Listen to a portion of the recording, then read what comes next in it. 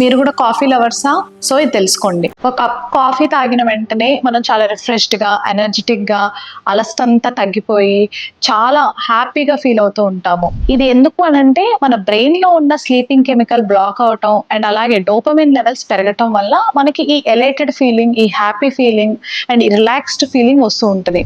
But ఏదైనా మన లిమిట్‌లో తాగితేనే, లిమిట్ మించితే మాత్రం సీన్ మొత్తం రివర్స్ అయిపోతుంది. ఆ కెఫీన్ అనేది టాలరెన్స్ పెరిగిపోయి బాడీలో విత్‌డ్రాయల్ సింప్టమ్స్ అనేది స్టార్ట్ అవుతూ ఉంటాయి. ఇవి ఎలా ఉంటదంటే ఒక్కరోజు కాఫీ తాగకపోయినా బాడీ అంతా ఏదోలా అయిపోవటం, డల్ అయిపోవటం, అలాగే కంగారు వచ్చేసేయటం, కొంచెం గుండె కూడా దడగా అనిపించటం, కొంచెం స్వెట్టింగ్, మైల్డ్‌గా హెడేక్ ఫీలింగ్ వస్తూ ఉంటది. సో సేఫ్ లిమిట్ ఏంటి అనేది తెలుసుకోండి.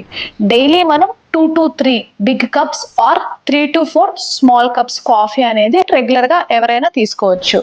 కానీ కెఫీన్ అమౌంట్ ఎక్కువైనా, కప్స్ క్వాంటిటీ ఎక్కువైనా మనకి ఈ సింప్టమ్స్ అన్నిటికి దారితీస్తుంది.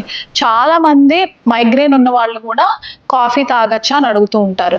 లిమిట్‌లో తాగితే బానే ఉంటది. ఓవర్ లిమిట్ అయితే మాత్రం మళ్ళీ మైగ్రేన్ రివర్స్ అవుతుంది. మేక్ ష్యూర్ కాఫీ లిమిట్‌లో తీసుకోండి.